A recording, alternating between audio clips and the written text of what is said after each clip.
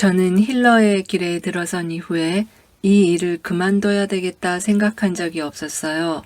물론 여느 직업과 마찬가지로 인간의 한계를 맞닥뜨리는 어려움도 많고 또 수시로 열받는 것쯤이야 말할 거리도 못 되지만 그 모든 것들이 성장 주제라고 받아들여질 뿐 멈춰야 할 이유로 느껴지지는 않습니다.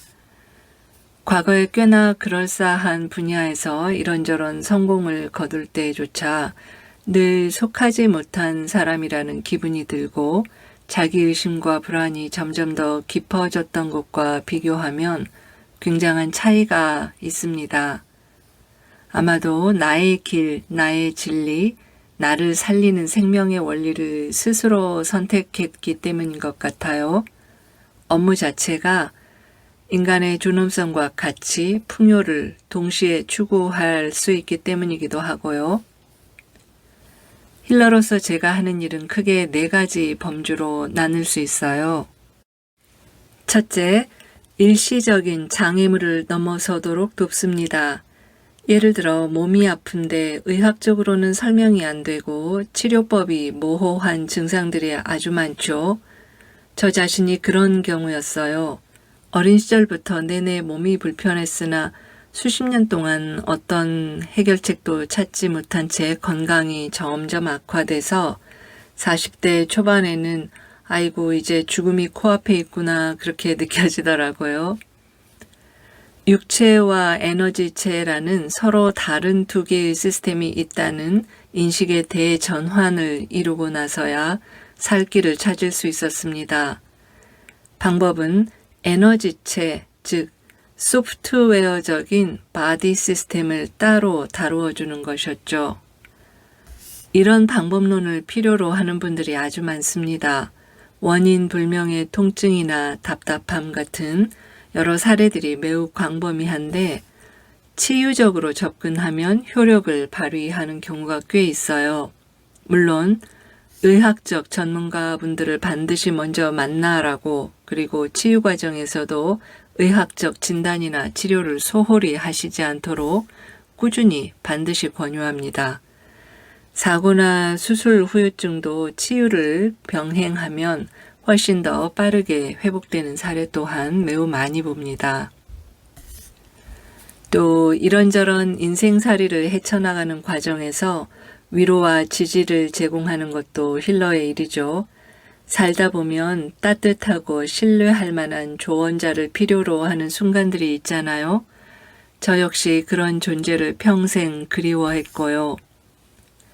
물론 힐러가 해결책을 제시하거나 삶의 방향을 선택하는 데에는 결코 개입하지 않습니다.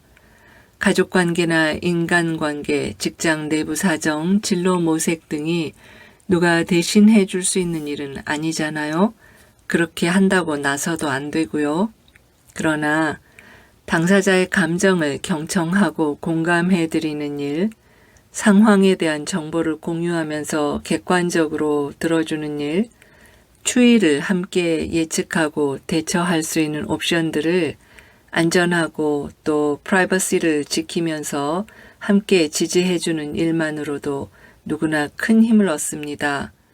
이런 일은 비교적 단기간에 끝이 나지요. 2번째로는 처리 능력, 코핑 메커니즘 자체를 길러주는 것이 힐러인 제 업무에서 큰 비중을 차지합니다. 성장기에 적절한 양육이 심하게 결핍되었거나 트라우마 상태에 빠지면 문제 해결 능력을 잃게 됩니다.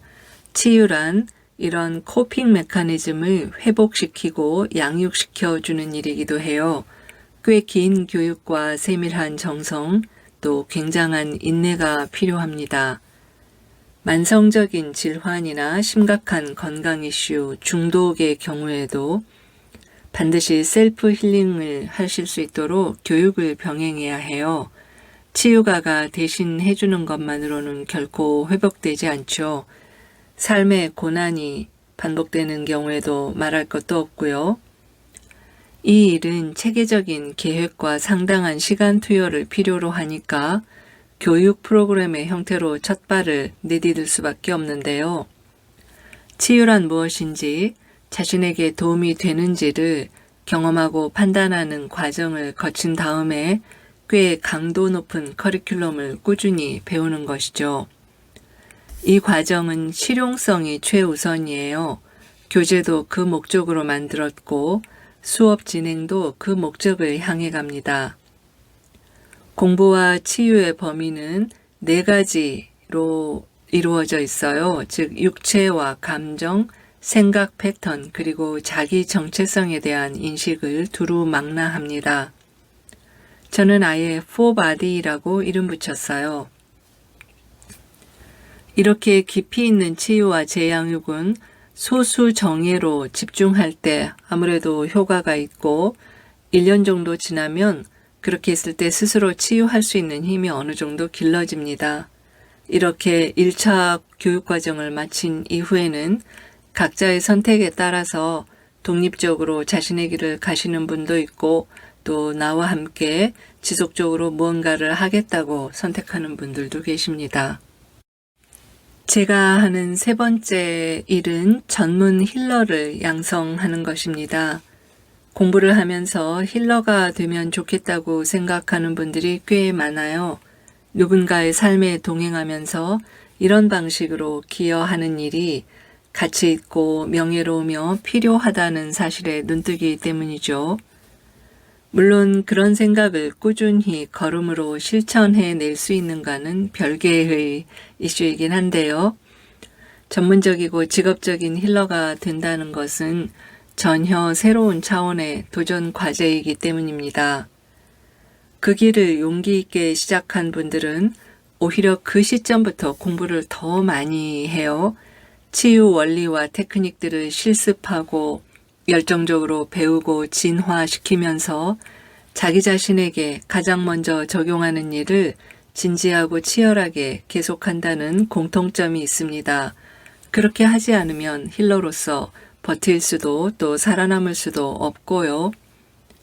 저는 요즘 이러한 힐러들을 가르치고 지원하는 일에 주력하고 있습니다.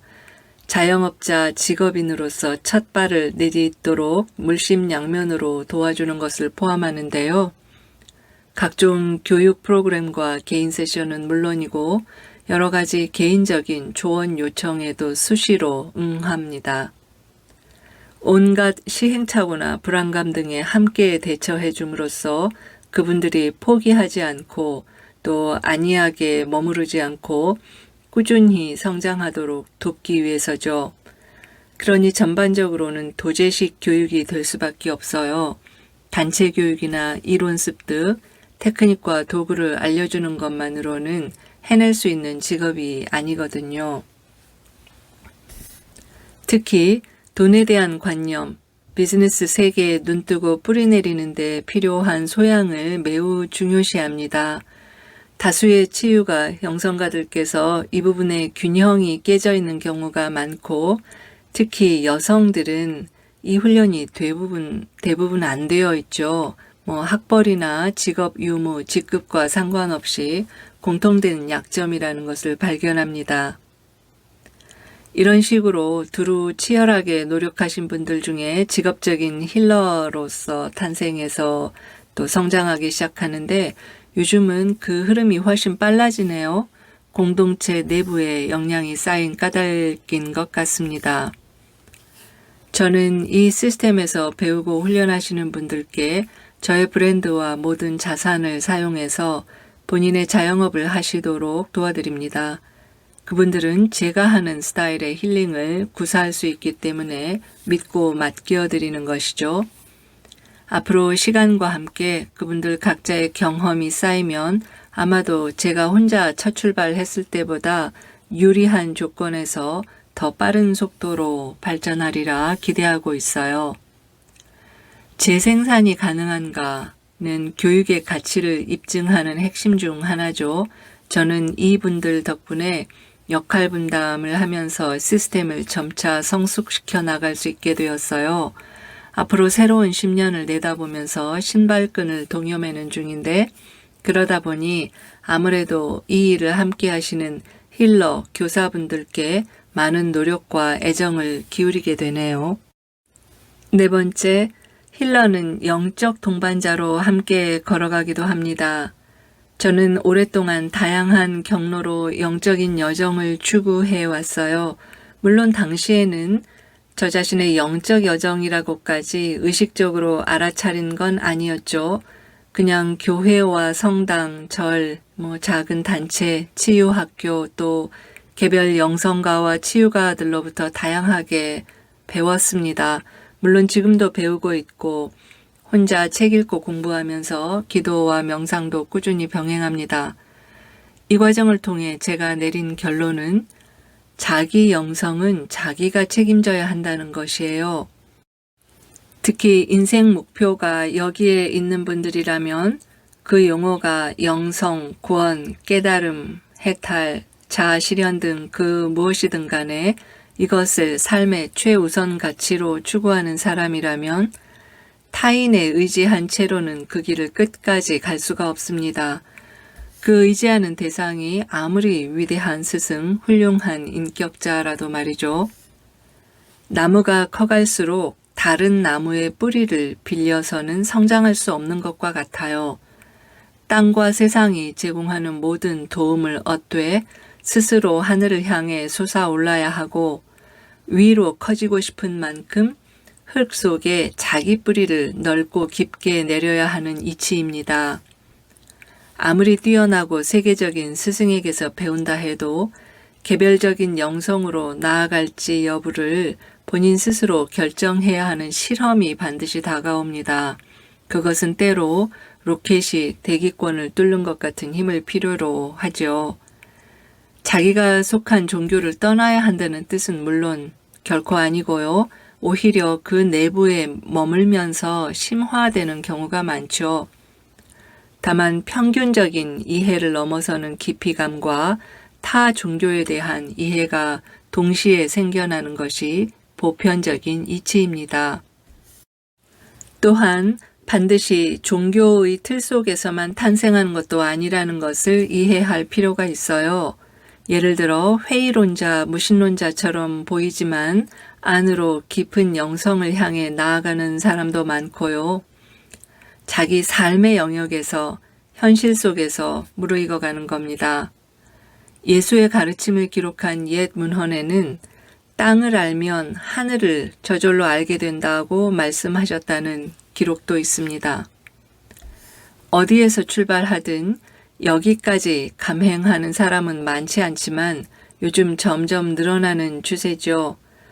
그분들의 가장 깊은 아픔은 자신의 선택이 주변에서 흔히 하는 조언이나 제도권의 도그마들에 맞지 않는다는 사실이에요. 외롭고 척박하고 심한 자기의심에 시달립니다. 자존감 트라우마죠. 그러나 이것을 넘어서지 않은 사람이 영성가로서 스스로 독립된 인격체가 될 수 있나요?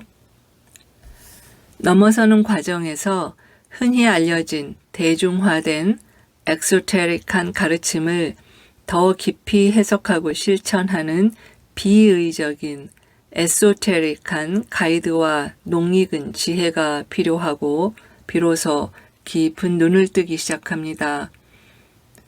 어떤 종교 안에도 신비학으로 분류되는 가르침이 있는 이유죠. 실은 신비나 무슨 숨겨둔 비결이라기보다는 깊이감을 이해하는 의식과 에너지 파동을 훈련한다는 뜻에 더 가까워요. 오늘날에는 과학이 이 차원을 해명하기 시작하면서 공부하기가 훨씬 쉬워졌습니다. 저 역시 20, 30년 전에는 이 무슨 귀신 씨나라 까먹는 이야기인가 싶었던 책들이 요즘에는 술술 익히는 경우가 있는데 다양한 분야의 과학과 의학이 서포트를 해주고 학문 간의 폭넓은 융합이 일어나는 덕분입니다. 치유적 영성이 성장하는 데 가장 큰 자양분을 제공한 학문은 20세기의 물리학과 정신분석학이죠. 그 외에도 오늘날 의학, 고고학, 역사문헌학, 성서학, 종교학, 수학, IT, 테크놀로지 등 전방위적으로 다양한 전문성 전문가분들이 합류하고 있고요.